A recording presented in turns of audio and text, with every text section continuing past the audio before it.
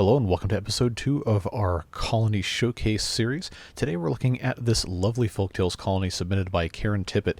And just real quick rundown of the stats. We are in stable update 4 of Timberborn. Like I said, this is a Folktails faction colony. No mods. And here's what Karen had to say. She says, I love windmills and I chose to have endless power in the colony. I also generally only use bots to get all the items the beavers need for pleasure, like dirt. Then to be less polluting, I allow the bots to fade away and get rid of all the bot infrastructure.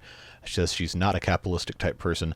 The map's used is either an existing modified or the one I created. And she wanted to share that she is 62 years old and from Canada. So wonderful, wonderful stuff she's got going on here. Like, look at this. Look at this. I've got, of course, mods installed from what I'm playing, but again, she did not use any mods to make these. And look at all these windmills around the outside. It's like three and a little bit of the fourth side.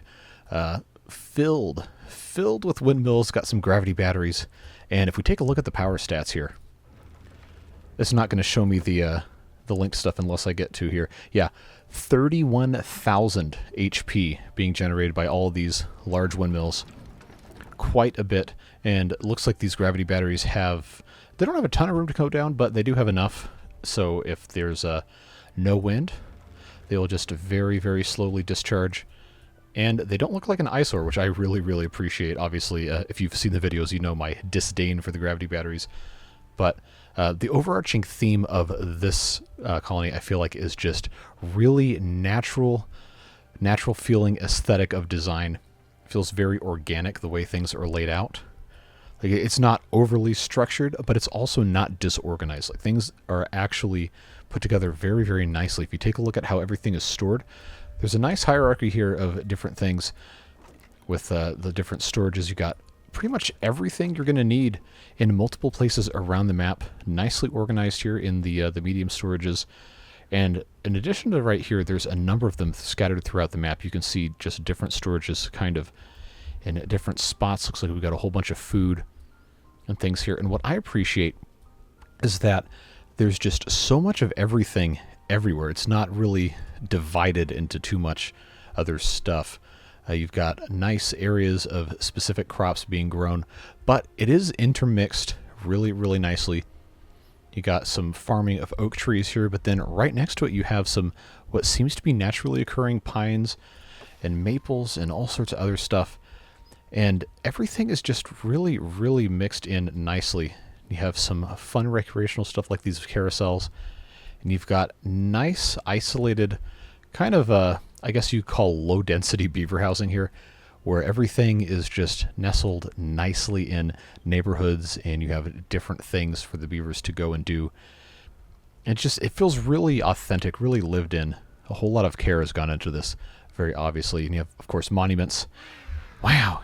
There's actually several fountains of joy. We have, I think, 4 here. There's a 5th one right here. It is just really, really nicely laid out. And they have a nice access to everything. So if we take a look at our well-being here, of course, basic needs are all well taken care of. Nutrition as well. Social life, they have plenty of opportunity to go to these campfires, rooftop terraces all over the map in the middle of the day, so it doesn't seem like they're really taking full advantage of that. Keep in mind, the beavers are still working. There are no bots. No bots to speak of at this point in this playthrough. Nice coverage of aesthetics and monuments, like we were saying. Plenty of options for fun. And they've also got books. And since this is update 4, the Shrine of the Temple have not changed names yet.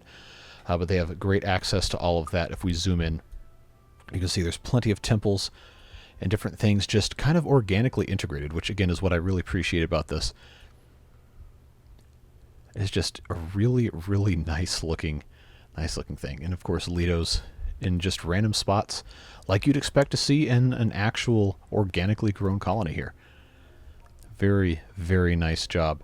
And if you didn't notice, the entire border of the map is filled in with dirt, so it's got a nice little wall, except for right here where the extra water goes out. And this isn't a floodgate. This is actually specifically designed with these dam pieces. So she's fine-tuned the water inlet outlet and made it so it doesn't flood.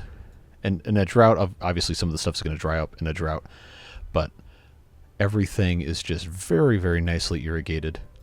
Under the water here we have some cattails, and there's spatterdog in other spots as well. If we go over to this area. We've got plenty of spatterdock planted in the midst of growing. And, of course, food and water needs are completely taken care of. Everything looks great. Full wood storage, 8,000 pieces. Lots of materials, lots of ingredients, 55,000 science. These beavers are well cared for.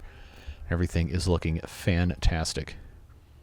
And since we're already here talking about what the beavers have going on, there are 300 of them. 300 adults, well, 299, but who's keeping track? 13 kits again, no bots, and it looks like we have one unemployed beaver. That's pretty funny. I wonder what they would be doing if they had a job. But everything just looks so nice. It's very aesthetically pleasing, very lived in, very authentic once again. So thanks very much, Karen, for sending this in. I really appreciate this style of play. Just feels very, very homey, very cozy. So if this is something you would like to see, let me know in the comments. I don't typically play like this, which I think kind of frustrates some of you guys, but it seems like this is something that a lot of people would enjoy. So if you would like to see me do stuff like this, again, please let me know. And of course, we have plenty of other colony submissions to go through in the coming weeks and months. I'm going to keep that form submission open as long as I can. So if you have anything you would like to show everybody, please feel free, send it in. I, of course, will take a look at everything and will showcase the best and brightest here on the channel. So that being said, that is going to be it for this one. Just wanted to give you guys a nice overview of everything she's got going on. And in fact, before we say goodbye, let's get the sun back up here, and we'll find a couple spots where we can just park the camera for a little bit and enjoy watching the beavers go about their business. This one runs a lot better than the one we looked at the other day. There's not quite as much mechanical mayhem going on. All right, but here comes the sun. Let's put this back to 1x speed, and I'll try and find a good spot where we can just appreciate how everything is laid out. Like, look at this right here. We've got some lidos, we've got some rooftop terraces, we've got campfires, we've got temples. This is like a nice little entertainment complex here. You see these guys running around. It is just so much fun to watch them go. I know we don't ever really take that much time in my playthroughs to do that, so it's nice to just take a little bit here and see them engage. Obviously, the ones who are working are not going to be patronizing these places during the middle of the day.